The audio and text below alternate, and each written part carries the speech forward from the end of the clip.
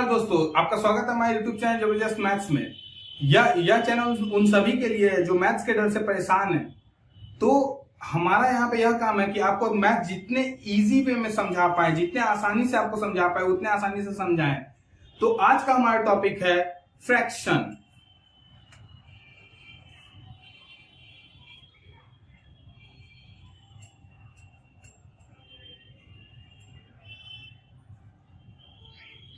तो दोस्तों, फ्रैक्शन क्या होता है समझ लीजिए। हमने एक चॉकलेट लिया,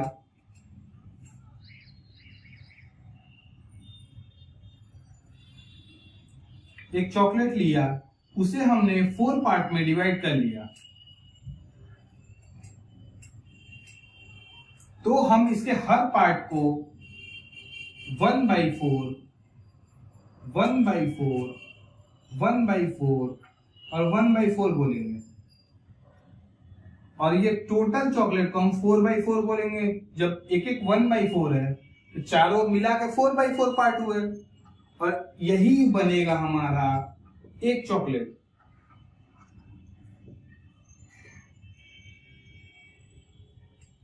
तो ये हो गया फ्रैक्शन को रिप्रेजेंट हम लोग कैसे करते हैं।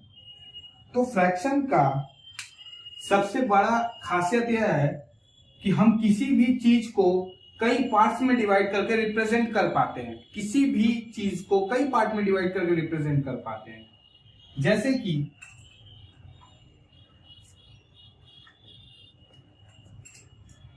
एक और एग्जांपल हम इसे समझने की कोशिश करते हैं। एक पाई है या एक पिज्जा है। आपने पिज्जा पे के स्लाइसेस तो देखे ही होंगे।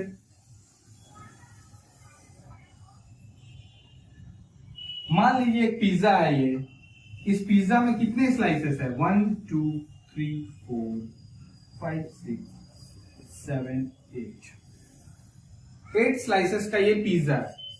तो इसके हर एक स्लाइस को हम क्या कह सकते हैं? उस पिज्जा के कंपैरिजन में हम इसे क्या कहेंगे कि ये एक स्लाइस है 8 स्लाइसों में से कोई एक स्लाइस है ये। अगर 2 स्लाइस हुआ तो हम बोलेंगे 2 स्लाइस है 8 स्लाइसेस में से। हम इसे ये भी बोल सकते हैं, या हम इसे अगर सिंप्लीफाई कर ले तो 1/4 ये हो जाएगा। क्योंकि ये 2 से ये भी डिवाइड होगा, ये भी डिवाइड होगा, दैट इज 1/4। तो 1/4 ये कैसे हो गया? अब हम इसे ये बोल सकते हैं कि अगर हम 2 स्लाइसेस को एक यूनिट माने या एक स्लाइस माने, तो उस हिसाब से इस पिज्जा में 4 स्लाइसेस है और उसमें से 2 स्लाइसेस मिलके बनेंगे एक स्लाइस। दैट इज, अगर मैं आपको समझाना चाहूं इसे, तो ये हो गया एक स्लाइस, ये हो गया एक स्लाइस, ये हो गया एक स्लाइस और ये हो गया एक स्लाइस। 1 2 एक स्लाइस हुआ, 3 4 एक स्लाइस बना, 5 6 एक स्लाइस बना और 7 8 एक स्लाइस बना। ऐसे करके हमें 4 स्लाइस मिल गया और इसीलिए 1/4 हो गया। तो इस तरह से हम फ्रैक्शन को देखते हैं या सॉल्व करते हैं। तो बच्चों, चलिए अब हम जान लेते हैं कि फ्रैक्शन में को जो हम लोग रिप्रेजेंट करते हैं इस फॉर्म में 5/7, या फिर इस फॉर्म को बोला जाता है P/Q फॉर्म। इसमें P को अगर हम एक नाम से, अगर इसका नाम क्या है, P को हम बोलते हैं न्यूमरेटर और Q को हम बोलते हैं डिनोमिनेटर।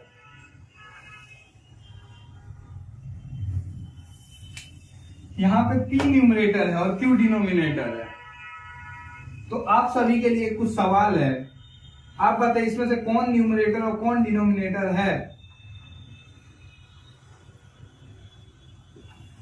कमेंट सेक्शन में लिख के आप इसका जवाब दे सकते हैं। ये 3 का आप बताइएगा कि कौन न्यूमरेटर है कौन डिनोमिनेटर है। आप इसे कमेंट सेक्शन में लिख के आप इसका जवाब दे सकते हैं।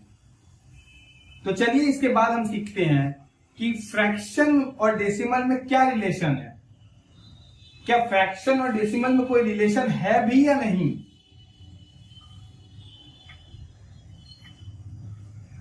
तो हमें फ्रैक्शन को डेसिमल में चेंज करना और डेसिमल को फ्रैक्शन में चेंज करना आना चाहिए। ध्यान से सुनिएगा ये टॉपिक को, क्योंकि ये टॉपिक बहुत इंपॉर्टेंट है और बहुत ज्यादा बार आपको इसकी यूज पड़ेगी या इसकी जरूरत बहुत ज्यादा बार आपको पड़ेगी आगे क्लासेस में भी, और इवन थ्रू आउट लाइफ आपको इसकी जरूरत पड़ेगी। दैट इज, अगर हम किसी फ्रैक्शन को डेसिमल में बदलना चाहे तो हमें क्या करना पड़ेगा? फ्रैक्शन टू डेसिमल, हमें अगर 10/3 दिया हुआ है, एक फ्रैक्शन है 10/3 और हम उसे डेसिमल में बदलना चाहे तो हमें क्या करना पड़ेगा? सिंपली हमें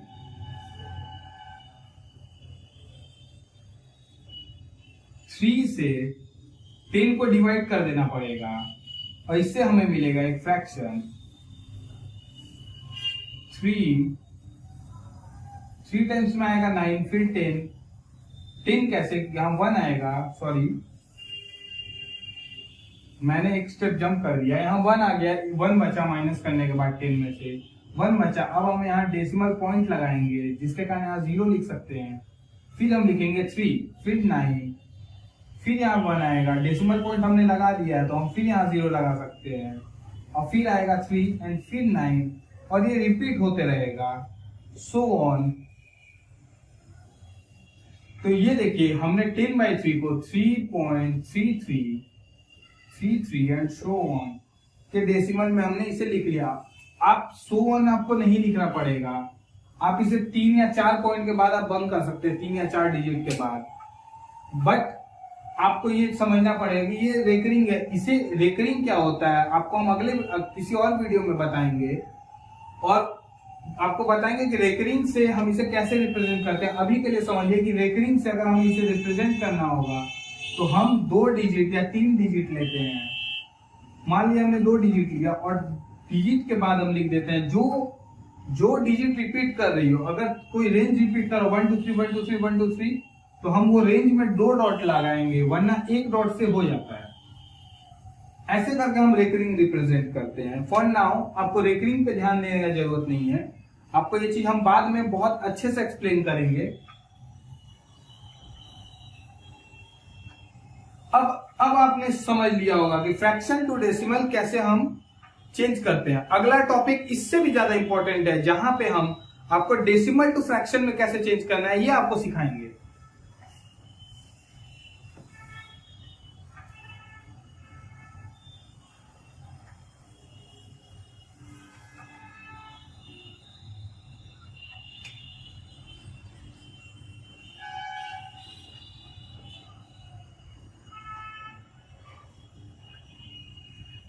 डेसिमल टू फ्रैक्शन, तो डेसिमल टू फ्रैक्शन का रूल क्या कहता है कि अगर कोई संख्या डेसिमल में या कोई नंबर डेसिमल में हो, जैसे 1.37 डेसिमल में हो, तो हम इसे कैसे करके रिप्रेजेंट करा सकते हैं इन फ्रैक्शन वैल्यू। तो अगर डेसिमल नॉर्मली हो, सिर्फ और सिर्फ कोई नंबर हो डेसिमल में, तो हम सिंपली इसे फ्रैक्शन फॉर्म में लिखेंगे पाई, क्योंकि न्यूमरेटर में अब हो गया। अब अगर हम इसे फ्रैक्शन फॉर्म में लिखे तो हमने क्या लिखा, इसे न्यूमरेटर में लिखा। अब डेसिमल के लिए हमने यहां 1 लिखा, फिर कितने डिजिट्स है 1 और 2, तो हम यहां 2 0 लगाएंगे और यहां से 1 डेसिमल पॉइंट हटा देंगे तो सिंपली ये क्या होगा 137/100। ये इसका फ्रैक्शन फॉर्म हो गया। और अच्छे से हम 2-3 एग्जांपल और देखेंगे, इससे हमें और अच्छे से समझ में आएगा। और अच्छे से 2-3 एग्जांपल हम और देखेंगे जिससे हमें और अच्छे से समझ में आएगा। तो एक और एग्जांपल हम ले लेते हैं